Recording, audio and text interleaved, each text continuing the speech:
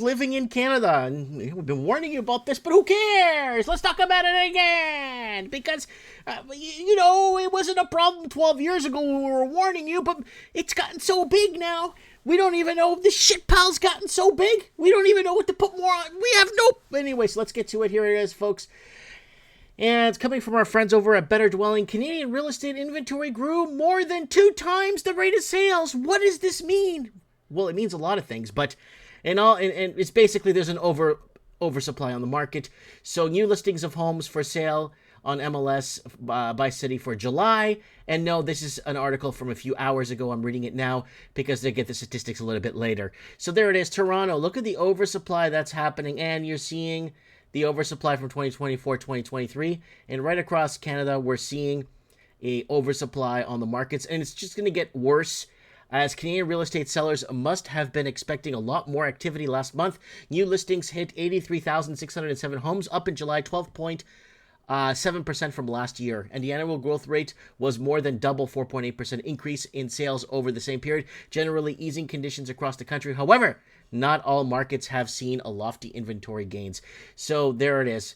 And people over leveraged, and that's it. You're going to start to see an oversupply on the markets. And and let's keep going in Canada. Here we go. Canadian news here, folks, before we go through other countries. Most Canadian home builders plan to cut new supply in half, CHBA. Now, I got a little treat for all you folks living in Canada, right? Because a lot of this infrastructure that you're moving into or been built in the last 7, maybe to the last 8 to 10 years, was not built by European infrastructure, right? It was not built by Europeans. So what is going to happen? Well, here it is, folks. So most Canadian home builders plan to cut new supply in half. Yeah. It's expensive and things aren't selling. Blah blah blah. We get that, but I brought this little article here from the United States of America, and it says dozens of Griffin residents ordered out by their homes immediately by city officials, and was it 3 or 4 dozen people had to get moved out immediately. Why? Because the homes that were built were garbage, and the thing is, a lot of these homes in the United States go through more inspection and more restriction than in Canada. Canada, it's more expensive to build a home with all the licensing and the fees and all the Mickey Mouse. But in Canada, we're using the Chinese cement with cardboard and the Chinese drywall that builders have been picking up cheaper from China.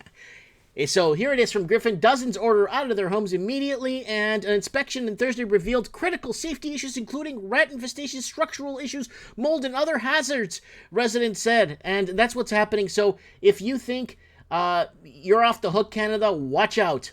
And Canada's largest railway faces strike threat ahead of Labour Board ruling, and Teamsters may strike in Canadian National on Monday morning. Labour body to decide whether the dispute should go to arbitration. Now, what's happening here? Well, they're going to create more artificial shortages. Governments are going to be becoming more regulative. They're going to get more government involvement to ruin you. They want to destroy you in every way possible. The governments want these strikes so then they can artificially raise the price of your gas, your oil, your food, everything that comes on rail, which is almost everything, right? And this is a good one because Canada's working partnership with this big partnership. Facial recognition continues to proliferate at concerts and festivals. Now, this is working. This is working hand in hand with what's Canada's signing up for this, and they want to be front and center with this.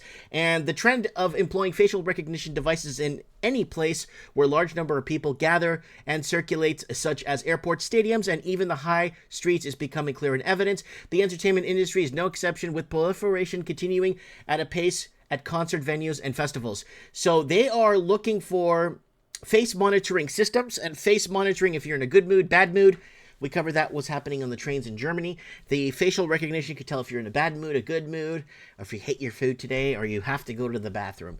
Well, there it is right there. Canada's working partnership with a lot of these companies to go into the stadiums and places of venues, of sports venues, and going in there front and center and signing up and paying double, triple the taxpayers' money to fund this shit.